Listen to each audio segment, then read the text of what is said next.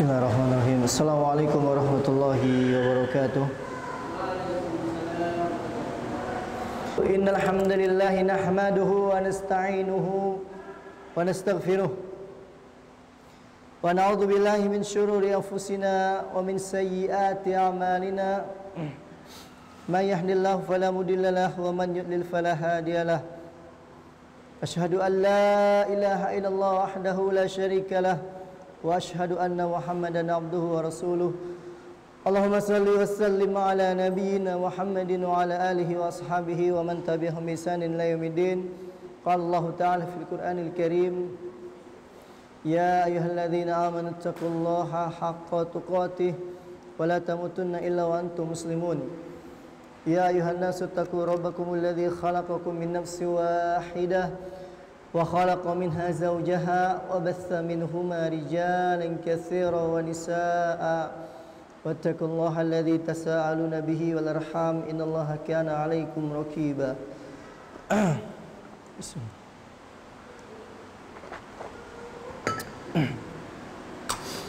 يا أيها الناس اتقوا ربكم الذي خلقكم من نفس واحدة وخلق منها زوجها وبث منهما رجالا كثيرا ونساء واتقوا الله الذي تساءلون به والأرحام إن الله كان عليكم رقيبا. يا أيها الذين آمنوا اتقوا الله وقولوا قولا سديدا يصلح لكم أعمالكم ويغفر لكم ذنوبكم ومن يطع الله ورسوله فقد فاز فوزا عظيما. أما بعد فإن أصدق الحديث كتاب الله وخير الهدى هدى محمد صلى الله عليه وسلم وشر الأمور محدثاتها وكل محدثة بدعة وكل بدعة ضلالة وكل ضلالة في النار. Segala puji hanya milik Allah Subhanahu wa taala yang terus-menerus melimpahkan nikmat-nikmatnya kepada kita semua.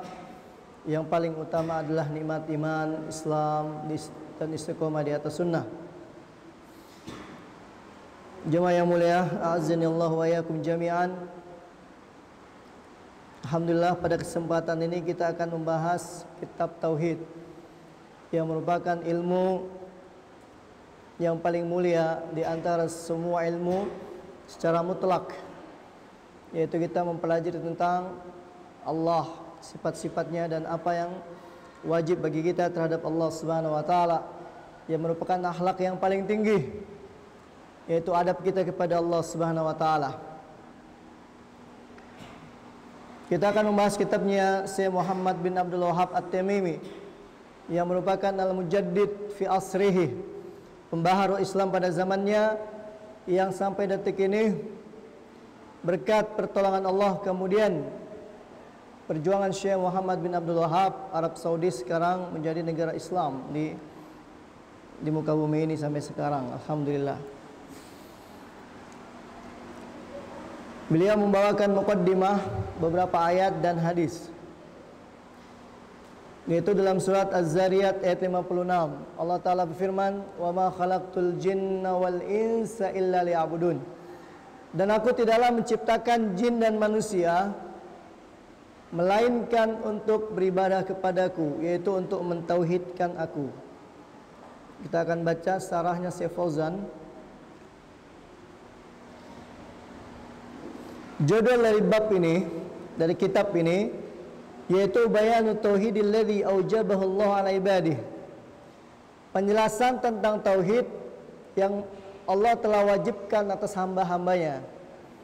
Dan ini adalah awal wajibin, kewajiban yang awal, yang paling penting, yang paling utama. Semua para nabi memulai dakwahnya dengan tauhid tanpa terkecuali. Wa khalaqahum li ajlihi. Kenapa demikian? Karena Allah menciptakan mereka, yaitu manusia, karena tauhid. Sebagaimana ayat yang kita bacakan tadi. Wa bayanu ma yunafihi minasyirkil akbar.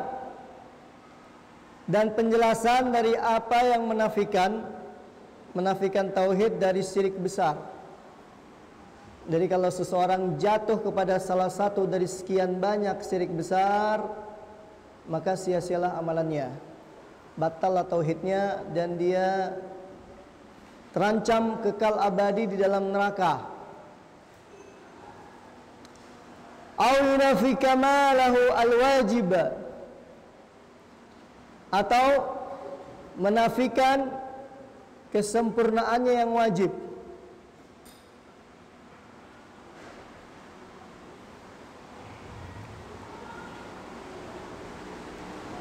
Jadi yang pertama tadi, seseorang wajib mempelajari syirik-syirik besar untuk dijauhi, karena itu membatalkan tauhid. Yang kedua, yunafi kamalahu al-wajib,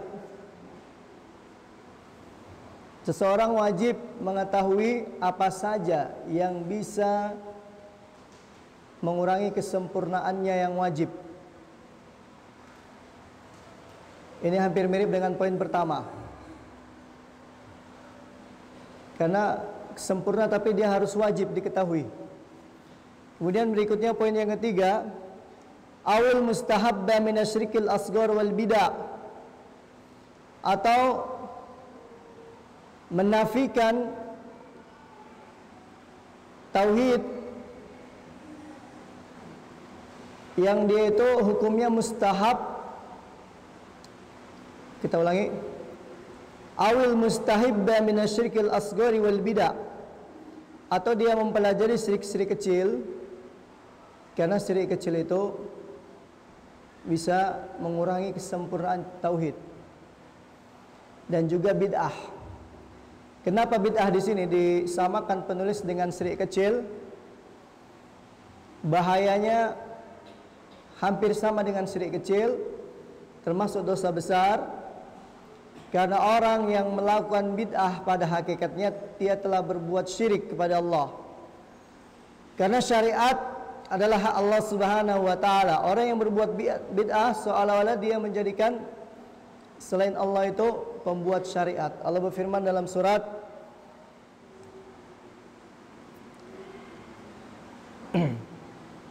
Hamim and Sin Qaf Asy-Syura. Dalam surat Asy-Syura Allah berfirman, am lahum syuraka'u syara'u lahum minad dini ma lam ya'zam bihillah. Jadi yang bisa bahasa Arab dibuka PDF-nya ya. Kita akan bahas kitab Mulakhas Syekh Fauzan. Jadi apakah mereka memiliki sekutu-sekutu yang telah membuat syariat sesuatu yang tidak Allah izinkan? Jadi bid'ah itu yang paling kecil itu sama dengan syirik kecil. Ya, karena dia hakikatnya membuat tandingan kepada Allah dalam hal membuat syariat. Kemudian bid'ah juga ada yang syirik besar, seperti bid'ahnya Khawarij, bid'ahnya orang Syiah. Seperti bid'ah salawat-salawat yang di dalamnya ada syirik besarnya. Jadi bid'ah itu bertingkat-tingkat. Ya, ada yang mengeluarkan dari Islam, ada yang tidak. Kemudian kita langsung masuk ke makna tauhid secara bahasa. Maksudnya adalah masdar dari wahada yuwahhidu tauhidan, ja'alahu wahidan, menjadikan sesuatu menjadi satu. Maksudnya adalah ifradullah ta'ala bil ibadah, mengesahkan Allah dalam ibadah. Kemudian wa khalaqtu al-khalqa artinya ibda'u syai' min ghairi aslin wal ihtiza, mengadakan sesuatu tanpa ada unsur utama. Jadi sesuatu yang tidak ada menjadi ada, itu namanya menciptakan. Ya. Bukan manusia yang bisa menciptakan mobil, karena bahan bakunya mobil itu sudah ada misalnya, ya. Atau ciptaan-ciptaan yang lain. Jadi maksudnya adalah membuat sesuatu yang tadinya tidak ada menjadi ada, itu namanya menciptakan. Kemudian liya'buduhu, untuk beribadah. Syekh Fauzan mengatakan ibadah secara bahasa adalah at-tazallul wal khudu', menghinakan diri dan tunduk. Itu secara bahasa, ya, menghinakan diri dan tunduk. Makanya kita tidak boleh rukuk dan sujud kepada selain Allah. Dan mengapa sholat itu adalah sebagai ibadah badaniyah? Karena sholat itu ketika dia sujud, dia meletakkan organ tubuhnya yang paling istimewa, yang paling mulia itu di atas tanah. Ditundukkan serendah-rendahnya, sehina-hinanya kepada Al-Khaliq, Allah Subhanahu wa taala. Wasaran ismun jami'un lima yuhibbullah wa yarda minal aqwali wal a'mal az-zahirati wal batinah. Adapun secara syariat yang dibawakan oleh Syekhul Islam Ibnu Taimiyah rahimahullah, yaitu segala nama, setiap nama yang mencakup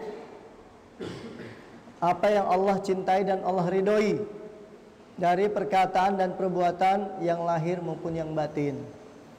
Jadi agama Islam itu adalah agama yang sempurna, ya. Semua amalan rutinitas kita bisa bernilai ibadah kalau niatnya benar dan sesuai dengan sunnah. Kemudian makna global dari ayat ini, Allah Ta'ala akhbaro annahu ma khalaqal insa wal jinna illa li ibadatihi. Allah telah mengabarkan bahwasanya Dia Azza wa Jal tidaklah menciptakan jin dan manusia kecuali untuk beribadah kepadanya. Fahiya bayanul hikmati fi khalqihim. Ini adalah penjelasan hikmah, tujuan dalam penciptaan mereka. Falam yurid minhum ma turiduhu as-sadatu min abidiha min al-i'anati lahum birizqi wal it'am. Maka Allah Subhanahu wa taala tidak ingin dari mereka, dari jin dan manusia itu, sebagaimana yang Allah inginkan, seperti seorang majikan dari budaknya, ya, minal i'anati lahum birizqi wal it'am, dari memohon pertolongan untuk mereka dengan rezeki dan memberi makan. Maksudnya bagaimana? Kalau misalnya ada manusia memiliki pembantu atau budak-budak, mereka mempekerjakan pemuda itu untuk memberi makan tuannya, untuk menolong aktivitas tuannya, ya. Wa inna ma arada al-maslahata lahum, tetapi Allah Subhanahu wa taala menginginkan kemaslahatan untuk kita. Kalau kita tidak beribadah, Allah akan ganti kaum yang lain. Ayyasha yuzhibkum, ya. Kalau Allah mau, Allah akan mengganti. Wa ya'ti bikhalqin jadid wa ma dzalika 'ala Allah bi'aziz, dan mendatangkan makhluk yang baru, dan hal itu tidak sulit bagi Allah, ya. Jadi ketika Allah menginginkan manusia dan jin untuk beribadah, ini adalah takdir syar'iyah.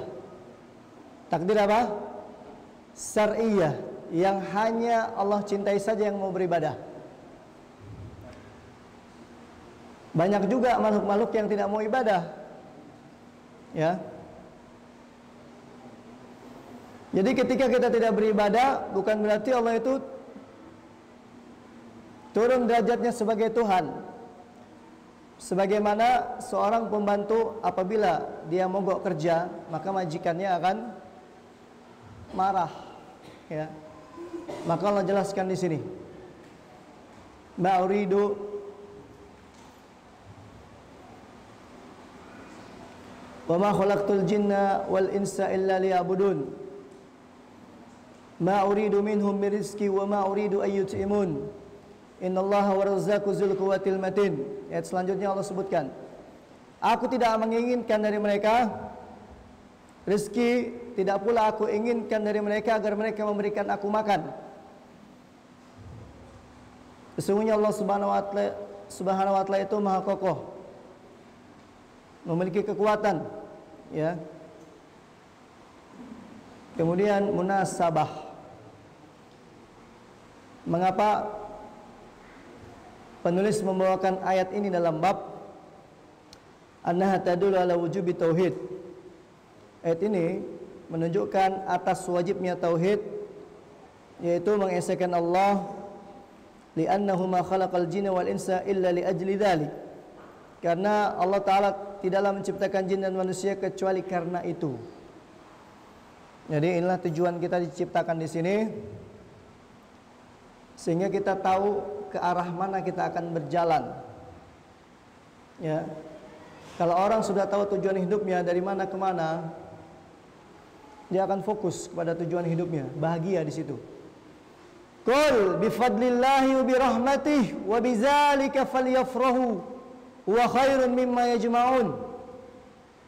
Katakanlah Muhammad, dengan karunia Allah dan rahmatnya hendaklah bersenang-senang. Itu lebih baik dari apa yang mereka kumpulkan. Jadi seorang penuntut ilmu itu bersenang-senang dengan ilmu, ya, manis, nikmat, karena ibadah.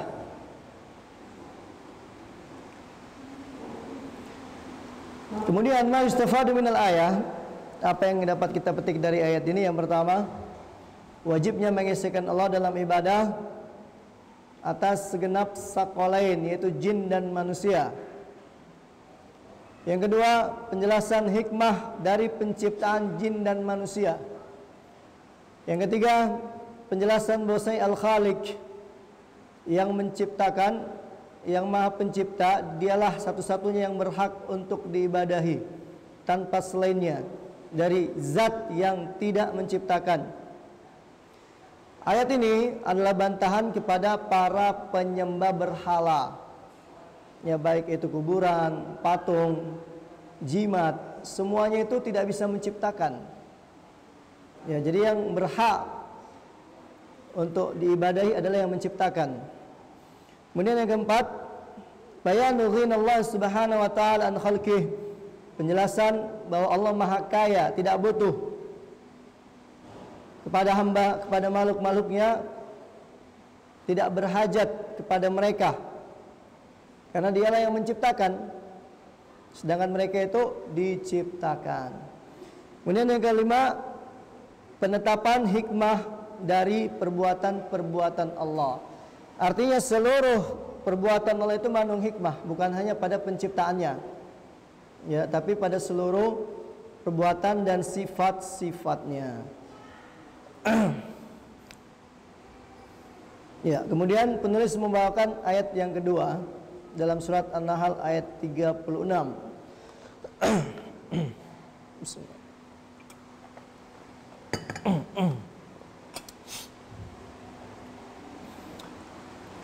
Wa qaluhu wa laqad ba'atsna fi kulli ummatin rasulan an i'budullaha wajtanibut taghut. Dan sesungguhnya kami telah mengutus pada tiap-tiap umat itu seorang rasul agar menyerukan sembahlah Allah saja dan jauhilah tagut.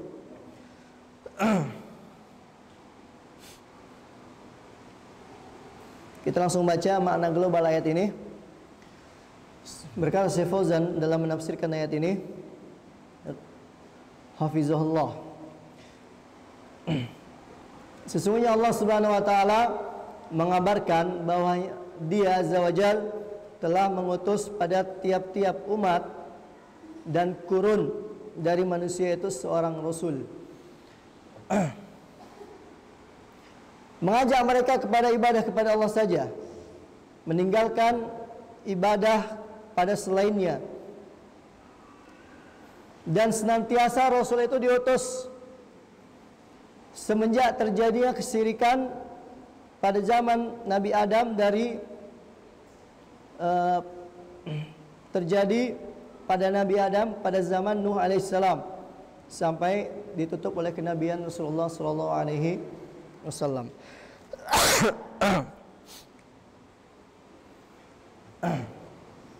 Jadi umat ini berada di atas tauhid sejak zaman Nabi Adam, ya, asratu kurun, 10 kurun.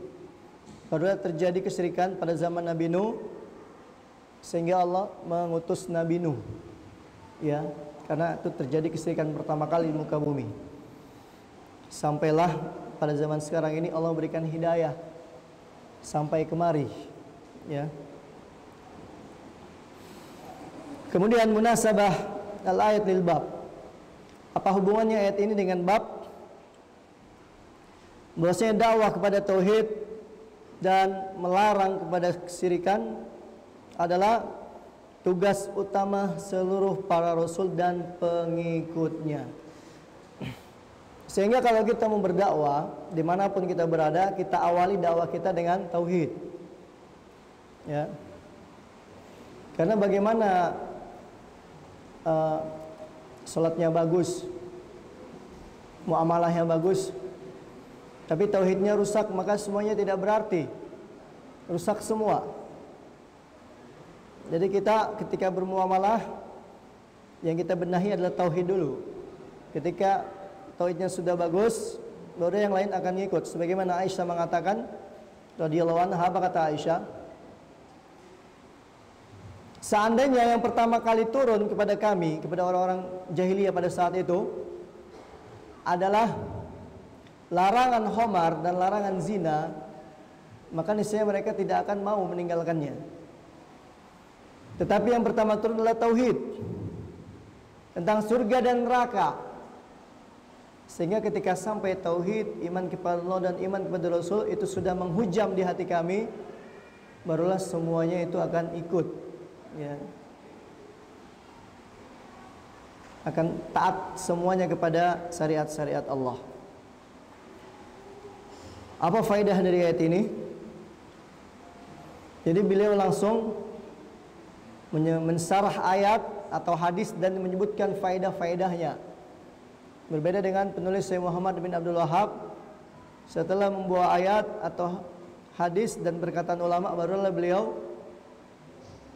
ya menutup bab tersebut dengan kandungan-kandungan ya bab tersebut. Jadi di ayat yang kedua ini ada beberapa faedah yang dapat kita petik. Yang pertama, hikmah diutusnya para rasul, yaitu mendakwahkan kepada tauhid dan melarang manusia dari syirik. Yang kedua, bahwasanya agama seluruh para nabi adalah satu, yaitu ikhlas kepada Allah, mengikhlaskan ibadah dengan tauhid dan meninggalkan kesyirikan walaupun berbeda-beda syariat mereka. Yang ketiga, anna risalata ammat kullal umam, bahwasanya risalah kerasulan itu ada atau merata pada tiap-tiap umat. Wa qamatil hujjatu ala kullil ibad, dan telah tegak hujjah di atas seluruh hamba-hamba Allah. Ya. Jadi tidak ada alasan bagi kita di hari kiamat nanti, saya nggak tahu, belum ada rasul dan semacamnya. Yang keempat, izamu sya'ni tauhid, keagungan urusan tauhid, wa annahu wajibun ala jami'il umam, bahwasanya tauhid itu wajib atas seluruh umat manusia. Yang kelima, fil ayati ma fi la ilaha illallah minan nafi wal isbat. Dalam ayat yang kita bacakan tadi, walaqad ba'asna tadi, itu ada rukun, dua rukun dari la ilaha illallah. Yang pertama nafyu, meniadakan. Yang kedua isbat, menetapkan. Fadallat ala annahu la yastaqimu tauhid illa bihi majami'an. Maka ayat ini menunjukkan tidak lurus, tidak sah tauhid kecuali dengan dua rukun tadi. Mengesahkan Allah, menjauhi syirik. Wa anna nafyal mahad laisat bitauhid.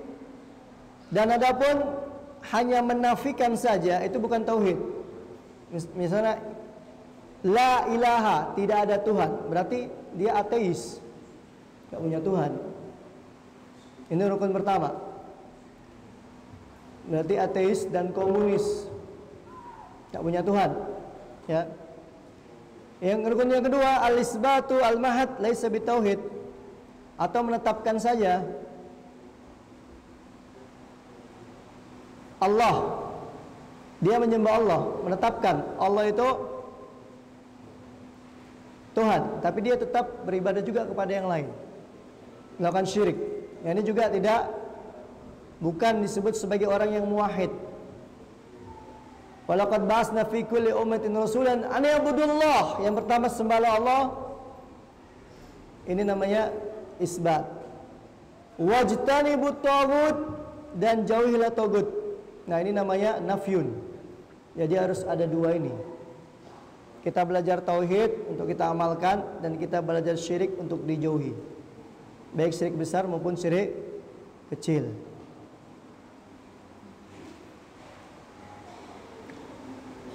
Kemudian penulis membawakan ayat yang ketiga.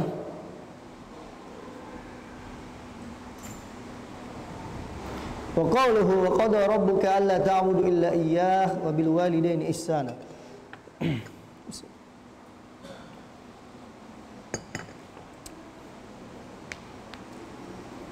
Allah berfirman, dan Rabbmu telah menetapkan al-qada, mewajibkan. Ini adalah qada syar'i juga, sama seperti yang tadi. Ya, sama seperti wa ma khalaqtul jinna. Ya, aku tidak menciptakan jin dan manusia, namanya iradah syar'iyyah, artinya tidak semua orang bertauhid. Ini adalah qada syar'iyyah. Allah ta'budu illa iya wa bil walidaini ihsana. Agar kalian tidak boleh menyembah kecuali hanya kepada Allah saja, dan hendaklah berbuat baik kepada kedua orang tua. Qada artinya amar wa wassa. Ya, kita langsung saja ke mana ijmali. Qada memerintahkan, ya, amar. Langsung aja ke mana ijmalinya. Makna global ayat ini al-ikhbaru anna Allah subhanahu wa ta'ala amara wa wassa ala al-suni rusulihi. Allah telah mengabarkan, ya, bahwasanya dia memerintahkan dan mewasiatkan lewat lisan-lisan para rasulnya agar dia satu-satunya yang diibadahi tanpa selainnya, dan seorang anak berbuat baik kepada kedua orang tuanya dengan lisan dan perbuatannya, dan tidak durhaka kepada keduanya. Kenapa demikian? Karena keduanya telah mentarbiyah, mendidik anak-anaknya ketika mereka kecil dan ketika mereka lemah, sampai anaknya itu beranjak dewasa dan kuat. Kalau bukan karena Allah, kemudian karena orang tua, maka kita akan mati dan sengsara, ya. Tidak ada kita di dunia ini. Kalau bukan karena Allah, kemudian karena orang tua kita. Munasabah ayat ini, hubungan ayat ini dengan bab bahwasanya tauhid huwa akidul hukuki, yaitu hak Allah yang paling ditegaskan, hak Allah yang paling wajib, wa aujabul wajibat, kewajiban yang paling wajib, yang paling pokok. Karena tauhid itu ibaratnya seperti anak-anak yang main susunan-susunan itu, yang di bawah itu lebih besar, kemudian di atasnya disusun-susun, atau misalnya batu yang tersusun-susun sampai tinggi. Ketika batunya di bawah diambil, maka akan hancurlah bangunan itu. Sebagaimana Nabi menegaskan, bunyal Islam ala khamsin. Islam itu dibangun di atas 5 tiang. Syahadati an la ilaha illallah wa anna Muhammadar Rasulullah. Jadi yang pertama ini syahadatain. Jangan sampai rusak, jangan sampai cacat. Dia harus sempurna. Kalau ada cacat sedikit, itu membuat seorang itu tidak bisa masuk surga tanpa hisab dan tanpa azab, ya. Maka dia akan diampuni oleh Allah atau disiksa dulu dalam neraka. Nauzubillah. Makanya harus bersih tauhid dari segala cacat. Li'anna Allah bada bihi fil ayat, karena Allah telah memulainya dengan haknya. Wala yabda'u illa bil aham fal aham, maka Allah tidak memulai kecuali yang paling penting kemudian yang penting. yaitu hubungan antara Allah dan hambanya, kemudian antara sesama manusia. Yang paling penting di antara sesama manusia adalah kepada orang tua. Ya. Kemudian faedah dari ayat ini, al-awwal, bahwasanya tauhid adalah pertama kali yang Allah perintahkan dari segala kewajiban-kewajiban. Dan ini adalah awal hukuki wal wajib alal abdi. Hak yang pertama yang wajib di atas hambanya. Jadi ada seorang sahabat yang anda lupa siapa namanya. Dia itu ketika bersyahadat, ya, ketika dia masuk Islam, langsung datang panggilan jihad sementara sholat belum masuk. Karena dia tidak wajib mengkodok sholat-sholat yang dia tinggalkan ketika dia kafir. Misalnya datang waktu perang zuhur, dia habis subuh dia syahadat. Kemudian dia langsung mati syahid, qadarullah. Lihat orang ini betapa indahnya hidupnya, ya kan? Itu banyak maksiat yang dilakukannya, kemudian dia syahadat, belum sholat walaupun satu kali sujud, belum pernah sholat walaupun satu kali sujud, mati syahid, ya, karena dia telah melaksanakan tauhidnya tadi, awal kewajiban. Tapi anda lupa siapa nama sahabatnya. Nah, berikutnya, asani ma fi kalimat la ilaha illallah minan nafi wal isbat. Di dalam kalimat la ilaha illallah ini ada dua rukun, nafyu dan isbat. Wa qad rabbuka alla ta'budu illa iyyah. Nah, ini namanya apa? La ta'budu illa iyyah. La ilaha illallah. Ya, ada nafyu dan isbat. Anna tauhid la yakum illa ala nafi wal isbat. Lagi-lagi diulang-ulang, tauhid itu tidak tegak kecuali di atas dua hal, menafikan dan menetapkan. Yaitu menafikan ibadah untuk selain Allah dan menetapkannya hanya untuk Allah saja. Yang ketiga, besarnya hak kedua orang tua, yang mana Allah menggandengkan hak keduanya, kedua orang tua itu dengan haknya, dan datang pada martabat yang kedua. Makanya di antara dosa yang disegerakan Allah hukumannya di dunia itu adalah durhaka kepada orang tua. Jadi kita lihat, biasanya kebanyakan orang-orang yang jauh dari orang tuanya, gak pernah mendoakannya, gak pernah menghubunginya, hidupnya akan susah dimanapun dia berada, ya. Itu banyak kejadian. Di depan mata kita banyak sekali fakta-fakta seperti itu. Yang hubungannya dengan ibu bapaknya rusak, maka Allah akan menyulitkan kehidupannya. Kemudian faedah yang keempat, wujubul ihsan ila walidaini bi jami' anwa'il ihsan li'annahu lam yakhus an duna nau'in. Wajibnya berbuat ihsan kepada kedua orang tua dengan segala jenis kebaikan. Dan kenapa? Karena ayat ini tidak mengkhususkan satu saja. Jadi ayatnya umum, baik secara syariat maupun secara adat istiadat. Bagaimana kita berbuat ihsan kepada kedua orang tua, baik dengan ucapan maupun perbuatan. Yang kelima, tahrimu uquqil walidain, dilarang atau haramnya durhaka kepada kedua orang tua.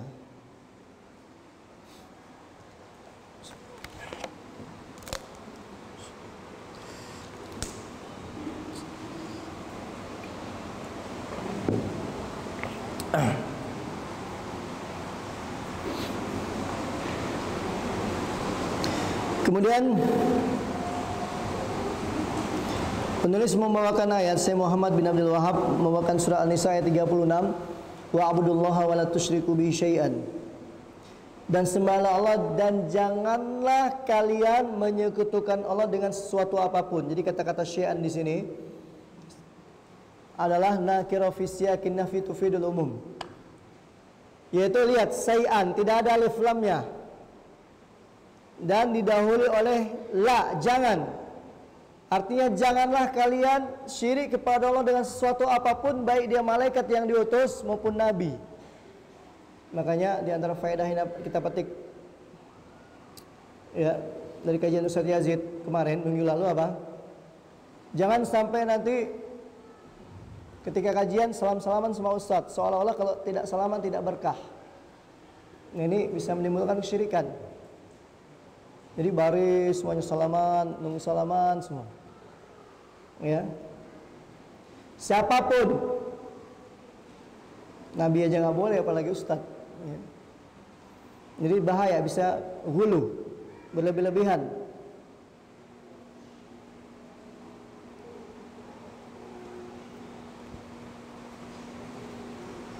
Mana global ayat ini? Allah Ta'ala memerintahkan hamba-hambanya dengan beribadah hanya kepadanya saja, tidak ada sekutu baginya, dan melarang mereka dari kesyirikan. Lihat, dan tidak menghususkan sesuatu dari macam-macam ibadah, tidak pula doa. Jadi lihat di sini, Allah ta'buduh, janganlah kalian beribadah. Ibadahnya itu umum, banyak. Ya, doa, salat, dan selain dari keduanya, liya ummal amru bijami amwal ibadah, agar masalah ini umum kepada segala macam ibadah. Ya, pokoknya namanya ibadah tidak boleh diberikan kepada selain Allah.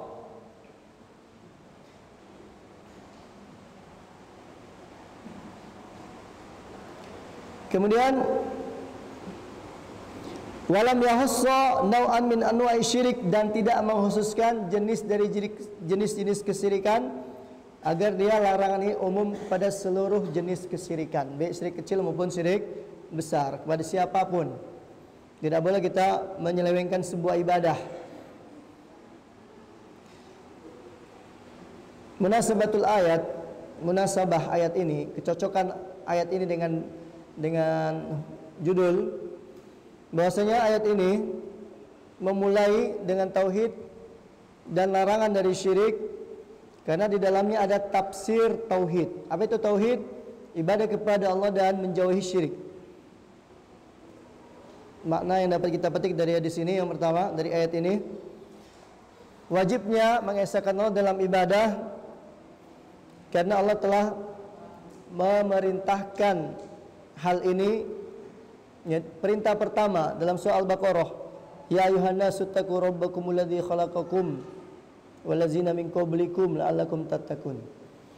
Perintah pertama dalam Al-Qur'an, wahai sekalian manusia, sembahlah Rabb kalian yang telah menciptakan kalian dan orang-orang sebelum kalian. Ya, fahuwa akidul wajibat, kewajiban yang paling pokok. Kemudian tahrimu syirk, diharamkannya syirik, karena Allah Ta'ala melarangnya, dan ini adalah larangan atau keharaman yang paling haram, yang paling keras, dosa yang paling besar. Kemudian yang ketiga, bahwa menjauhi syirik adalah syarat sahnya, sahihnya ibadah, karena Allah Ta'ala mengiringi perintah ibadah dengan larangan syirik, larangan terhadap syirik. Kemudian yang keempat, bahwa syirik ini haram. Ya, bahkan para ulama seperti Imam Az-Zahabi dalam kitabnya Al-Kabair dan lainnya menjadikan syirik kecil itu termasuk deretan sejumlah dosa-dosa besar. Syirik kecil termasuk dosa-dosa besar. Ya, makanya Ibnu Mas'ud mengatakan, apa kata Ibnu Mas'ud? Lebih baik ya saya bersumpah atas nama Allah tapi bohong. Lebih baik saya bersumpah atas nama Allah tapi bohong daripada bersumpah atas nama selain Allah tapi jujur. Kenapa? Jadi sama kata Ibnu Mas'ud ini, yaminul gomus. Yaminul gomus ini sumpah palsu, sumpah dusta atas nama Allah. Itu lebih baik daripada dia bersumpah atas nama selain Allah tapi benar. Kenapa? Karena bersumpah atas nama selain Allah itu jatuhnya syirik kecil. dosanya lebih besar daripada sumpah atas nama Allah tapi bohong. Berarti dosanya dosa bohong. Dia hanya membayar kafarat dan bertobat, selesai. Ya. Ini menunjukkan apa? Syirik kecil termasuk deretan jumlah al-kabair, dosa-dosa besar. Makanya jangan sepele dengan namanya syirik walaupun kecil. Ria gampang. Ya, jangan seperti itu. Karena yang namanya syirik itu besar. Walaupun namanya doang syirik kecil, tapi dia termasuk dosa besar. Kemudian faedah yang keempat, bahwa syirik, kita ulangi lagi, haram, baik yang sedikit, baik yang kecil maupun yang besar, baik sedikit atau banyak. Karena kalimat ini nakirah, ya. Kalimat syai'an adalah nakirah fi siyaqin nahyi fa ta'ammu kull zalik. Yang kita sebutkan tadi, nakirah syai'an, tidak ada alif lamnya. Kemudian dia didahului oleh la, janganlah. Artinya mencakup syirik yang bagaimanapun, pokoknya syirik jangan. Ya. Janganlah kalian melakukannya. Kata Allah tadi kan. Kemudian yang kelima,